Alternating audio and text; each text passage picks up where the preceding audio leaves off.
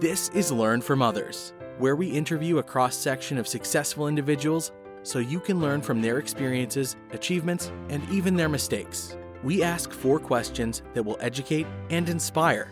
Greg Stanley will be your guide as we join our guest on a journey from adolescent daydreaming to success in today's world. Join us on this adventure as we learn from others together. Welcome to Learn from Others, where we help others succeed by sharing success. I'm very excited to introduce our special guest, Scott Aaron. Scott, how are you doing today? Greg, thank you so much for allowing me to share the space with you, and just honored and grateful to be here. Awesome. Thanks, man. Well, before we get started, why don't you tell us, what did you want to be when you grew up? It's a loaded question because actually, you know what? What I wanted to be when I wanted to grow up when I was a kid, I wanted to be a professional basketball player. And that was before I realized that being 5'9", white, and Jewish did not play to my advantage. But up until I realized that, I wanted to be a professional basketball player. Could you dunk? No, not even close. Oh, me neither. So I'm right there. I was a shooter. I was a 3-point shooter. That's what I was an outside the arc type guy. I was a deadly shooter from the outside. You were Steph Curry before Steph Curry, right? Yeah, a little bit. He's following in my footsteps right now, yeah. There we go. Let's go with that. Well, what were some of your favorite subjects or hobbies while in school? Public speaking. I remember taking a public speaking course my senior year of high school and my sophomore year of college. And I was a very sociable person, so I loved speaking in front of people. I never got nervous doing that. I always loved engaging crowds. And from a more educational standpoint, still am to this day always intrigued by history. I love knowing things, and I know a lot of facts about things that a lot of people maybe wouldn't know. It's useful, but sometimes not useful things. But there's something like when you learn about history of something or the meaning of how something got started, it's so amazing because that was a present moment at that time where it wasn't history yet. And I love the fact that history is being made every single day and we're living in those moments. Yeah, that's really great. I have a lot of useless facts around cars, as you'll find in a little bit. Cars are one of my passions too, so we'll definitely hit it off there. Awesome. Well, what was your first actual real job where you got a paycheck and felt like you had some responsibilities? Yeah, I mean, I wouldn't call it I had responsibilities. My parents wanted me to get a job, so when I was 15, I started working at a local tchotchke shop that sold, decor for houses and cards, and then they actually had a whole section where they did dry fruits and candy. And my job was actually to bag and weigh the fruit and candy. And I guess I was really good at it because the owner told me I was the fastest bagger he'd seen in 20 years. And wow. Well, when I'm shown how to do something, it's just one of those things. If you teach me how to do something, I don't master it right away, but I love practice and I love being really good at stuff. So I will practice until I'm good at it. Right. Well, it really showed at an early age with that compliment from your boss. That's really cool. Absolutely. Yeah.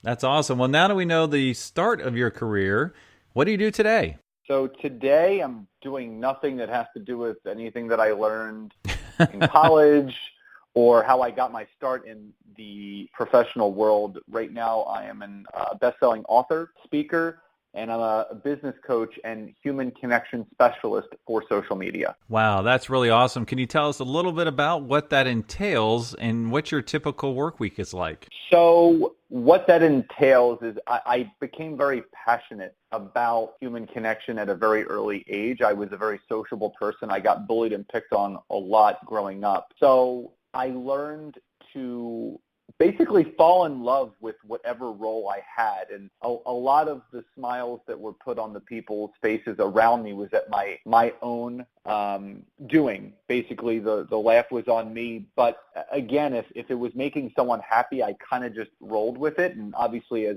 I became more emotionally mature, I became better at standing up for myself and becoming a man. And I always share people that, the most impactful moment for me actually was something that tore my family apart, that allowed me to really step into my power of connecting with other people. And my father was always an entrepreneur, and he left some entrepreneurial endeavors to work for someone else in the physical rehabilitation profession.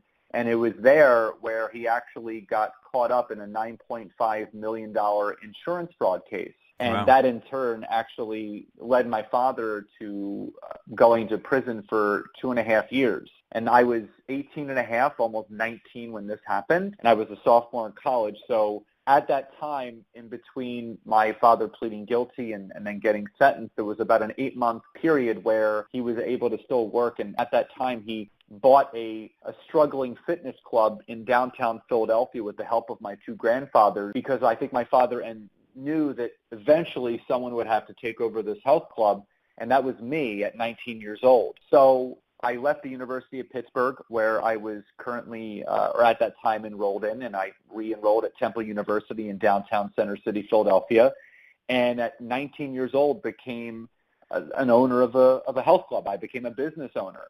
And what I found in being in the health and wellness industry as a gym owner, personal trainer, and sports nutritionist, which I went on to become, is that the most successful people were the ones that not only connected with the most people, but impacted the most people in a positive way. And that's what I did my entire career, whether it was working someone out or doing their nutritional plan or just signing them up at the gym so they can look and feel better. So I tell people, with good connecting skills can lead to great impact, which can lead to phenomenal influence for those around you. And that's basically what I've done my entire life. Wow, that's really amazing, because you were kind of forced into a career that maybe wasn't your first choice, correct? It wasn't my choice at all, but I always share with people that in life you're always dealt hand. And sometimes you look at that hand and you got 4 aces, but you also may get dealt a hand and you have a very, very crappy hand that you don't even think you can play. But as the saying goes in poker, you can either hold them or you can fold them. And I'm happy to tell you that no matter what has been thrown my way, whether it's been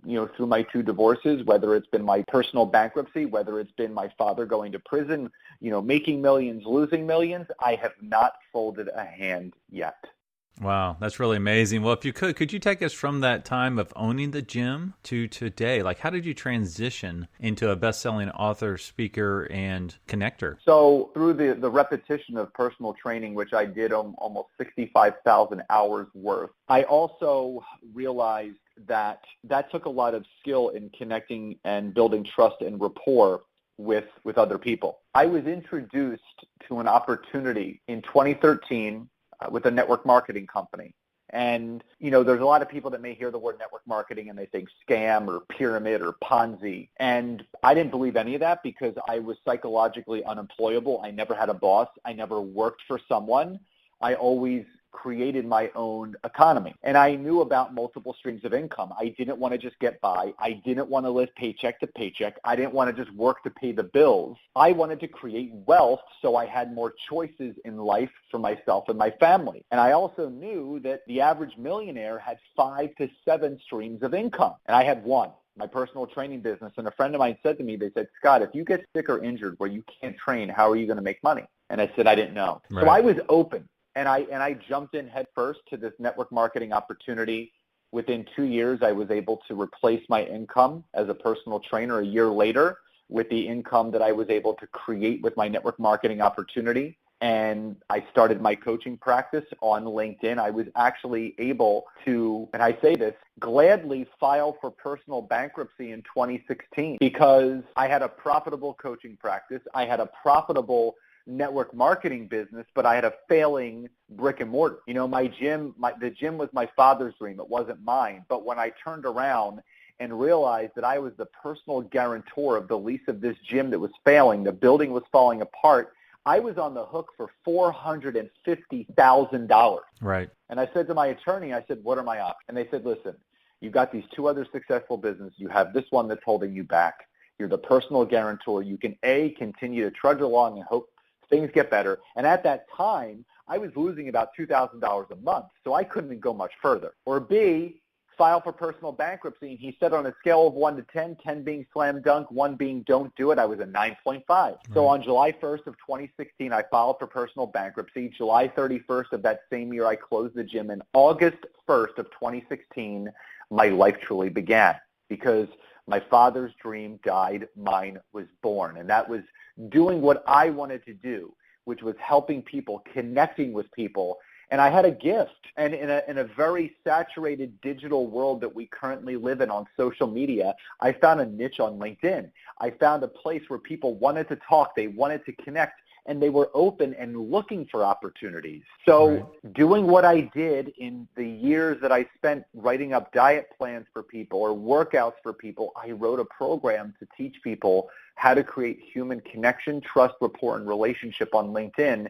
And that is how I became a human connector and a teacher of teaching those how to create human connection for their business, their brands, and their bank accounts on LinkedIn. Wow, that's really amazing to create a business like that. You saw the niche, the opportunity, and the need, most of all, and were able to craft it based on your past experience, it sounds like. When the best businesses are actually born for creating a solution to an ever-growing problem. And I found that there was an ever-growing problem of people being socially inept in the sense that they didn't know how to connect with people anymore. They were posting and praying, and they were trying to have filters on everything and opt-ins for this and click funnels for that, and just trying to get people. And the best businesses are those that impact the most people. And if people were struggling financially, it's because they weren't impacting enough people. And so I set out on a mission, and I continue to this day, is to impact as many people as possible, to influence them in a positive way where they can believe in themselves, believe in their goals, believe in the road that they're going down, so they can achieve anything and everything in their life. So what does this look like from a day in and day out basis, like for a client? On LinkedIn, I've been able to kind of pull down all the cobwebs of what needs to be done and break it down into a very simplified system that I teach people. And day to day for me, I create my own schedule every day. I don't do any more than about 3 to 4 hours of coaching a day. That's the max. And, I don't do anything before 10 a.m. My morning is dedicated to myself and my fiance. We wake up at the same time every morning around 6 o'clock. We go to the gym, we work out, we go back, we have coffee, we make breakfast together, we talk about our day, what we're grateful for, and we begin our days at 10 o'clock. And I don't really do anything past 7 or 8 because, we like to unwind and watch a documentary or watch a TV show that we're into. And that's literally how I spend my day. I'm going on vacation next week for a full 7 days with my fiance and my son. And I live life by design. And that's the way that everyone should be able to live life. Yeah, that's really, really great way to look at it, and a great work-life balance you have there for sure. As a reminder, you can check out all previous episodes at learnfromothers.org, and if you are an educator or a student, you can search for podcasts by career cluster. So Scott, we learned what you wanted to be when you grew up, which was a basketball player, which did not happen, unfortunately, and we learned what you do today. So looking back, what would you do differently? Nothing. I can't change the past. I can only focus on what hasn't happened yet. And life happens on purpose. Life happens for a reason. So I am grateful for every single thing that I've had to experience, learn, and grow from. So I would not change anything that has happened to me for anything. That is saying a lot, because you had a lot of obstacles and difficulties there, but it looks like you learned from them and you moved on and became very successful because of those experiences. With great lessons comes great experience. And the more experience that you become, and I share with people all the time that your failures will always open the doors to your successes. There's no way to learn how to succeed until you learn how to fail first. And the last thing that I always tell people is that there's millions of ways to learn how to succeed, and there's only one way to fail, and that's to quit. And that is not in my blood. I will never quit. I will always find out a way. And someone asked me the other day, they said, Scott, how would you describe yourself in one word? And I said resilient. So I will always find a way to overcome. No, that's a great word for you for sure.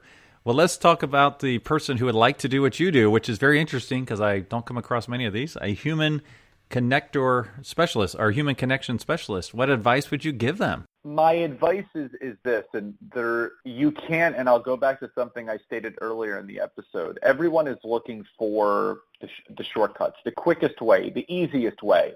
And Les Brown states it best. He said, those that take the easy road end up creating a hard life. Those that take the hard road will create an easy and free-flowing life. So I am always willing to take the hardest and longest road possible to create the best life possible. So if you're that person listening to this and you're doing ClickFunnels and you're doing all these email opt-ins and you're just trying to get people, it's not going to work. No matter how advanced social media and technology become, it's still based around one thing, and it's connecting with other human beings. And there's no opt-in for that. There's no ClickFunnels for that. There's no email campaign for that. You have to get in the trenches and you have to do the do to create the most impact, which if you want to create a lot of influence, if you want to create a lot of income, it's based on how many people you can impact. So again, the people that do the most will create the most and will impact the most. So there is no shortcut. Take the longest route possible, because life is a marathon. It's not a sprint. If you sprint, you'll get burnout. You'll stop. If you treat it like a marathon, you will keep going no matter what. Right. And speaking of which, are there any current projects you're working on that you would like to share? Because it sounds like you probably have quite a few.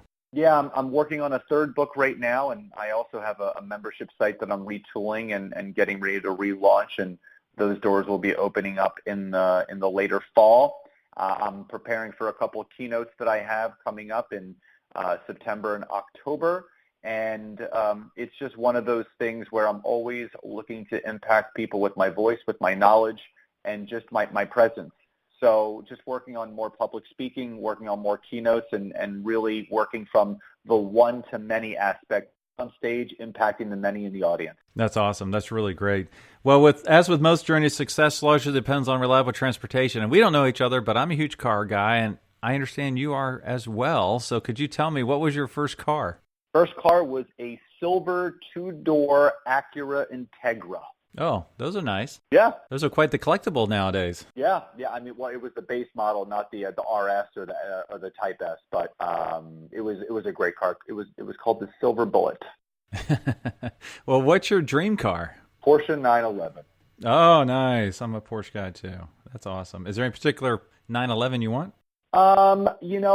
It's funny because I have a friend that has he's got a Porsche 911, the GT2 RS. I mean, wow.